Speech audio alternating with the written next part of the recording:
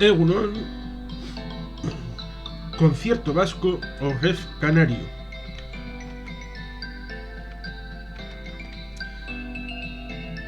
Se imagina que cuando le llega el sueldo a su casa a principio o a final de mes en un edificio de 6 plantas con 2 vecinos en el bajo, 4 por planta y un lujoso ático, Madrid por supuesto, en la entrada viviera un portero que recibe su salario junto al de las demás familias y ésta se encarga de distribuirlo a su gusto. Afortunadamente en ese edificio llamado España es la familia vasca y la familia navarra la que se administra sus propios recursos, porque pueden y porque quieren y porque es un sistema sostenible en el tiempo y en lo financiero. Un sistema propio, ciertamente, como hay pocos en el mundo, aunque con marcos de cierta similitud en Azores o en California, en donde la voluntad política de convivir es superior a la voluntad política de vencer y de lograr la supremacía en el juego de su macero, en el que para reafirmarse uno necesariamente ha de negar a los demás. Un ejemplo de ello es la llamada nación española, que excluye y ningunea otras naciones que están en su seno, como por ejemplo Euskadi y Cataluña, que por lo demás se desbordan al otro lado de los Pirineos dentro del Estado francés. Y es que la Constitución española habla de nacionalidades y regiones, y en la disposición adicional primera se habla del reconocimiento del respeto al marco foral de Vizcaya, Nafarroa, Araba y Guipúzcoa, y dentro de esa foralidad se encuentra el concierto y el convenio. Ahora cambiemos de realidad, imagínese un territorio geográficamente tan alejado de España como lo está Helsinki, un territorio con un potencial enorme pero que nunca se materializa. Un lugar en el que las potencialidades no se desarrollan porque existen intereses para que no se desarrollen. Un lugar en donde no hay empresarios sino extractores de rentas y en donde a la población nativa se le mantiene al margen de las oportunidades de desarrollo. Un territorio que cree que tienen que vivir de las subvenciones, pero en el que la mayor parte de la actividad económica generada y producida en ese territorio no tributa allí, sino en otros lugares. Un territorio en el que la contabilidad oficial dice que tiene un abultado déficit, pero en el que, si la actividad económica generada en ese territorio tributara allí, como ocurre en el caso del concierto vasco, estaría prácticamente en equilibrio, y todo esto a pesar de ser una de las comunidades autónomas que menos ha crecido en los últimos 25 años. Ya que el marco burocrático y legislativo impide la diversificación, la innovación y el crecimiento. Ese territorio es Canarias. Antes del primer concierto económico vasco de 1878 ya existía la aportación de Navarra desde el año 1841.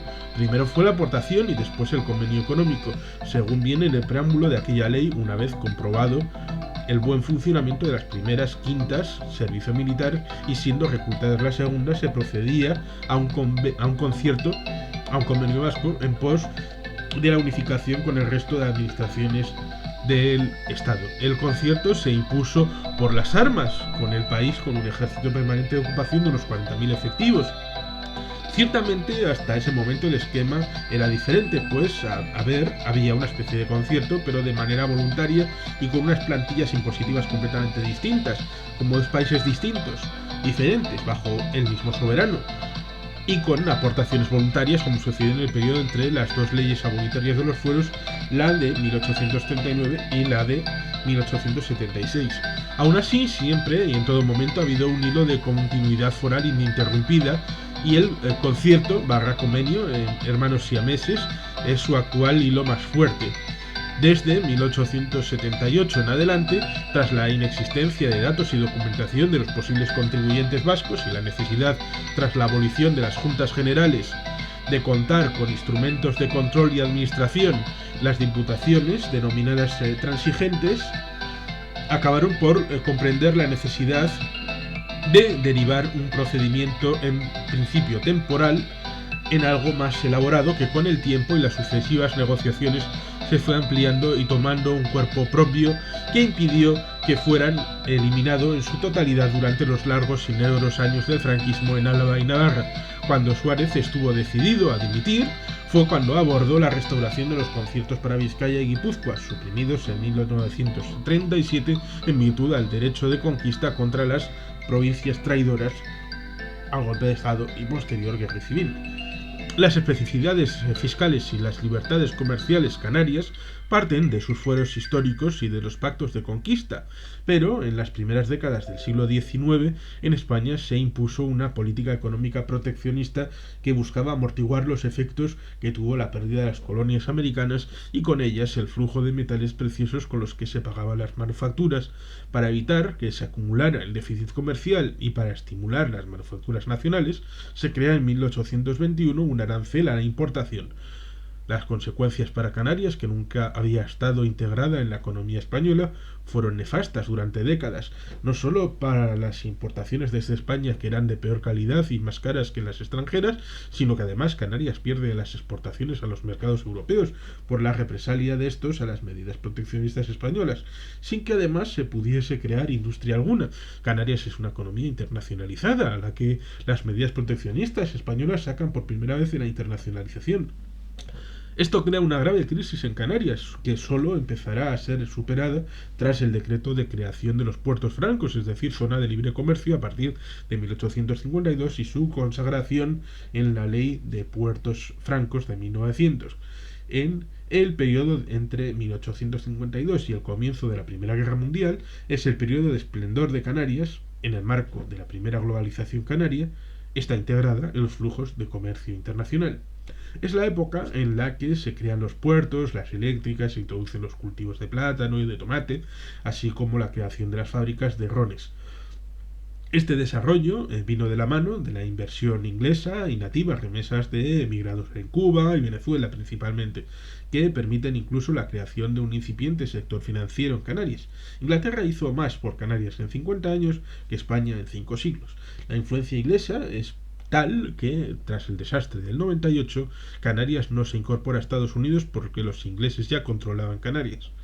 A partir de la guerra civil, la cosa empieza a cambiar y gradualmente se van erosionando las libertades comerciales canarias. Por ejemplo, antes de Franco, los plátanos se exportaban en cualquier barco, especialmente en las navieras inglesas, que hacían el trayecto que unía Sudáfrica o Sudamérica con el Reino Unido.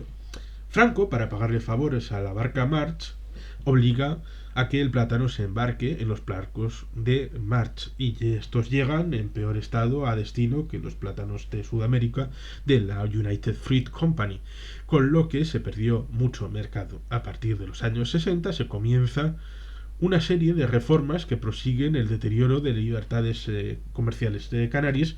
Primero la ley arancelaria de 1960, luego el REF de 1972 y posteriormente la plena integración en la Unión Europea hacen que Canarias dependa cada vez más de España. Mientras que el resto del Estado se ha ido internacionalizando cada vez más desde el final de la autarquía franquista, Canarias ha seguido el sentido inverso. Se la ha sacado de la globalización y se la ha convertido en un mercado cautivo. Cada reforma legislativa de la dependencia colonial comercial con España se ha ido ampliando considerablemente. Tanto es así que en 1900 las importaciones procedentes de España representaban un 12% de las importaciones totales canarias y a día de hoy representan más del 90% sin que ello se justifique por la competitividad internacional de España. Canarias a día de hoy funciona como la Cuba española del siglo XXI, un lugar en donde, por una parte, se generan rentas con el exterior, en este caso turísticas, que ayudan a compensar el déficit comercial crónico de la balanza exterior española, y por otra parte, como mercado cautivo en la que colocar los excedentes de la producción industrial española y los repudios de la producción agrícola que no se pueden colocar en el mercado internacional. El concierto económico vasco implica que las administraciones vascas, concretamente las diputaciones, que tienen un departamento de Hacienda similar al de los estados. Es por ello que el Lehendakari Ardanza afirmaba en 1993 que el vasco era un sistema hacendístico número 13 de la entonces Unión Europea. Hay 4 haciendas vascas, además de la vecina española, una por cada diputación foral. Recaudan todos los impuestos. Ha sido necesario ir ampliando su marco normativo en tanto en cuanto la plantilla impositiva ha ido variando a lo largo de los tiempos e incluso se han creado impuestos nuevos que ha sido necesario incluirlos en el sistema de concierto. La comisión es paritaria, mixta de representantes vascos y mitad de representantes españoles, y obligatoriamente ha de adoptarse acuerdos por unanimidad, ni yo sobre ti, ni tú sobre mí, no impedir, no imponer. una vía que no recurre a la unilateralidad sino al acuerdo. A nivel interno existe, junto a la Comisión Arbitral, una especie de Tribunal Constitucional Vasco, el órgano de coordinación tributaria cuya misión es armonizar y coordinar la tributación de las diputaciones. En el caso del Consejo Vasco de Finanzas, donde se decide cuánto se va a recaudar y luego cómo se distribuye ese dinero en los diferentes niveles del gobierno, el local, las diputaciones propias y el propio gobierno vasco. Y es que las diputaciones tienen la tutela efectiva de los municipios vascos. La ley de concierto es de artículo único y por tanto tiene el mismo tratamiento que los tratados internacionales que pueda firmar el Estado español, lo cual refleja un pozo de soberanía originaria y de realidades profundas, diferenciadas y propias. La Constitución española de 1978 reconoce en su disposición adicional tercera la existencia en Canarias de un régimen especial para las islas. Este régimen puede ampliarse o reducirse al arbitrio del legislador estatal, es decir, el régimen económico y fiscal canario no es un derecho como el de los fueros históricos, sino una concesión que hace el Estado a su capricho y que puede ampliar o reducir según le convenga. Además, como no constituye un derecho, el REF se aprueba por un periodo de 5 años, lo cual mantiene sumido en una constante transitoriedad e incertidumbre que impide, entre otros muchos factores, que funcione como algo efectivo para la creación de desarrollo en Canarias.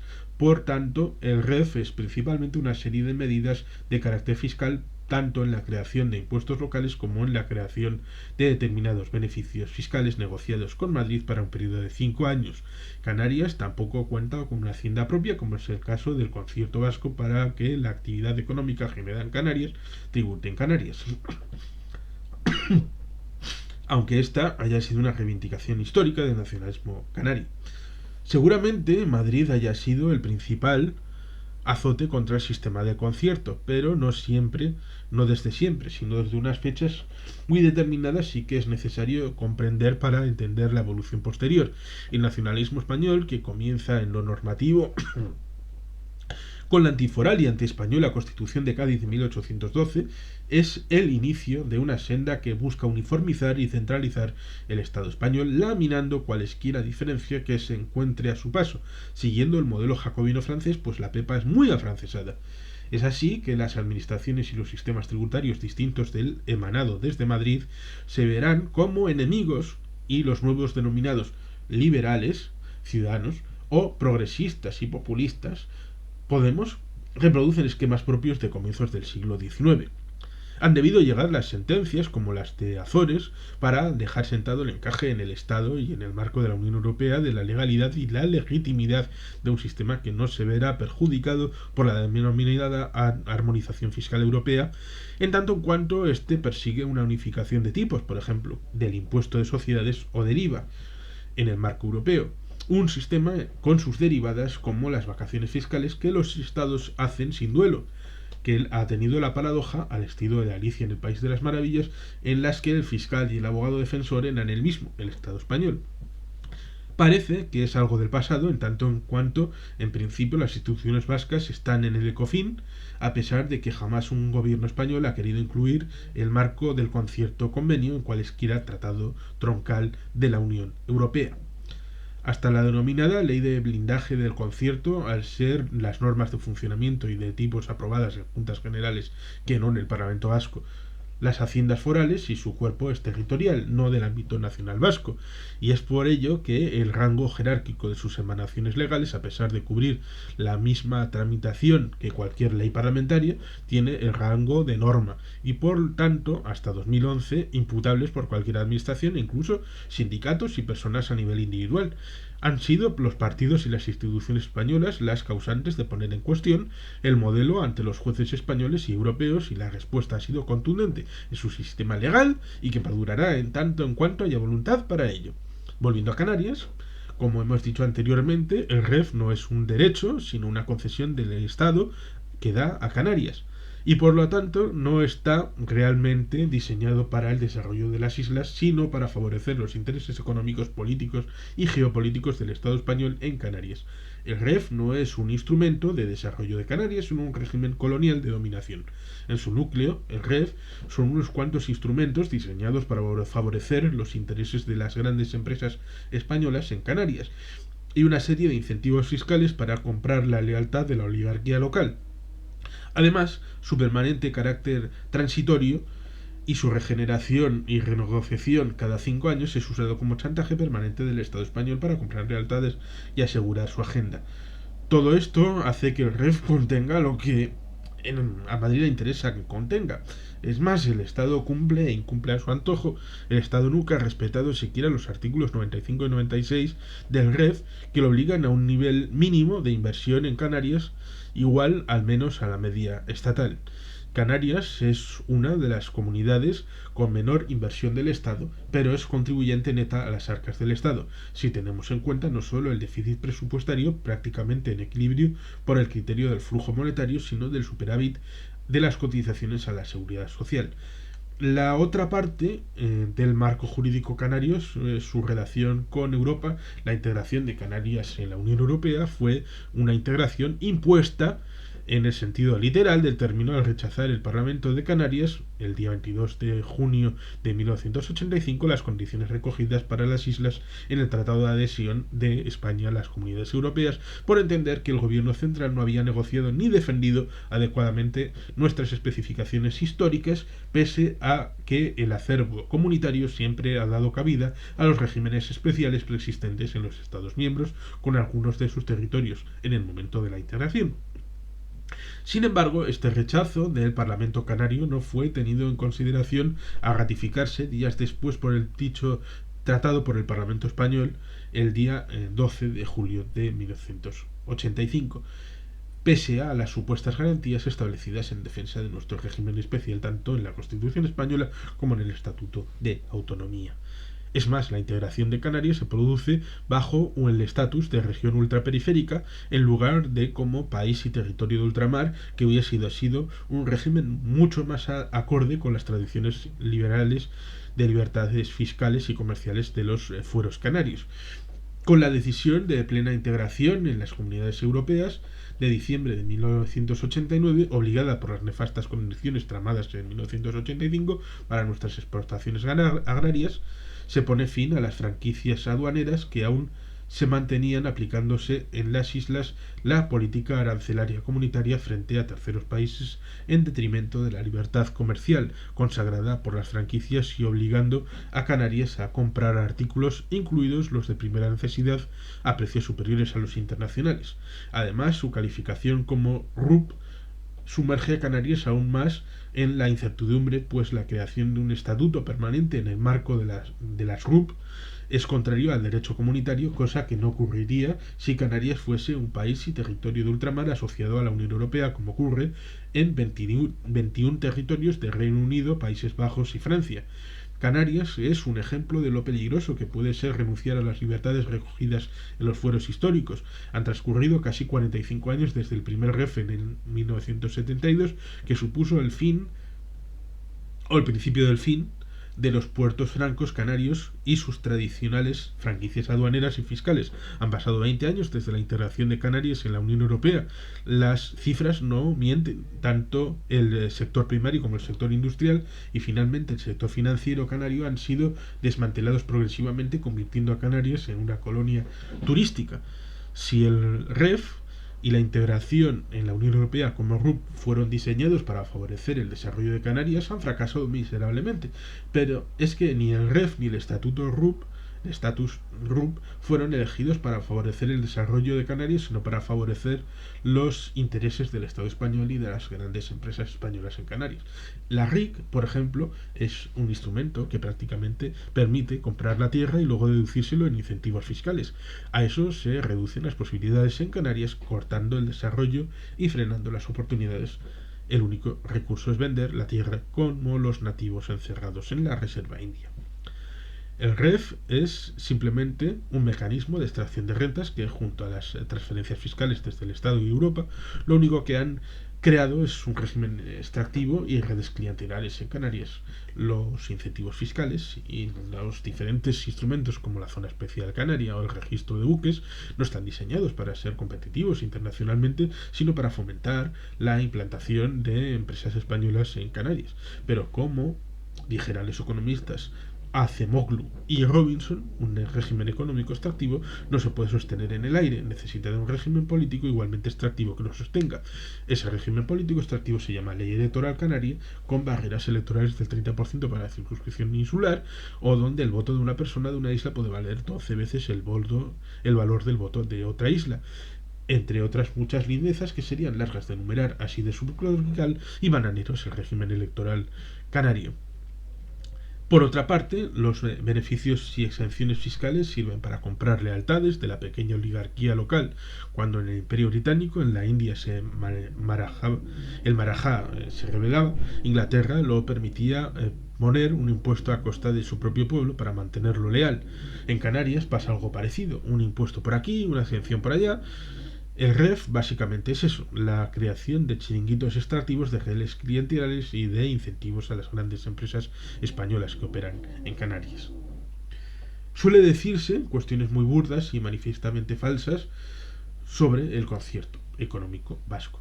Se le acusa de sobrefinanciación. Tener dinero no es garantía de buena gestión, como lo demuestran los países con hidrocarburos en abundancia. De ser una cesión al PNV hasta la Segunda República, el PNV no reconoce el concierto. O a ETA es un elemento de estabilidad y vinculación a España, algo que para una organización marxista revolucionaria le importa poco. O tantas otras que sería una lectura seria y sosegada desmiente y desmonta. Indudablemente el País Vasco y Navarra, en Ego Euskadi, existen un nivel de vida mejor que en otros territorios del Estado español. El sistema de concierto y convenio son una inigualable herramienta, pero ni más ni menos que eso es un instrumento. Otras son las razones de su utilidad y éxito en estos tiempos. Uno ha de tener la autonomía y el autogobierno que se pueda permitir en su estabilidad económica y financiera. Vivir por encima de sus posibilidades es un riesgo en el que no se puede caer. Es por ello que la voluntad política debe estar sustentada en la capacidad de recaudación y de gestión de los recursos propios, sin olvidar la solidaridad con otros. Seguramente sorprenda, pero el sistema de concierto y convenio es perfectamente exportable para quien así lo quiera. El cupo se sustenta en el pago del 624 de las competencias no transferidas y gestionadas por el Estado español en el territorio que sea. Es por ello que la suma de los territorios da 100. Es una cuestión política, al igual que igualar por abajo es un crimen. Si hay que hacer algo, es dotar de mejores mecanismos al que carece de ellos y no quitárselos a quien lo posee. Y más cuando, a consecuencia de las chapuzas de la década de 2007 a 2017, en el modelo de financiación autonómica, ha provocado que en las 15 autonomías de régimen común exista una deuda conjunta de que supera los 200.000 millones de euros hacia el Estado. 2017 será un año en el que habrá que revisar el cupo, la aportación y el sistema de financiación de las autonomías de régimen común. Es un problema grave y postergado y debe resolverse en principio con sentido común y con responsabilidad. Cualquier ataque al convenio y la aportación y al concierto y al cupo supondría en la mayor la desestabilización de la relación de vascos y españoles y en la menor medida una merma significativa de la financiación de los servicios públicos en el País Vasco y Navarra. Supone atacar a las capas más débiles de la sociedad vasca, que son las que más se benefician del actual sistema de concierto y convenio. Y la prueba de la estabilidad es que mientras el sistema foral ha tenido una metodología, el general ha tenido 7 fracasadas todas y se debe encontrar tras los parches una octava, que no sea satánica como definió Cifuentes a la actual. Curioso es que su correligionario andaluz, Moreno Bonilla, fuera el que calificara a Madrid como paraíso fiscal. En fin, Spain is different.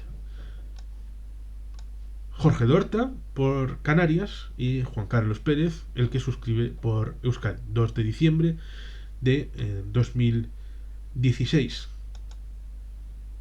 Sin más, eskerrik asko, agur bero bat, beti helpean.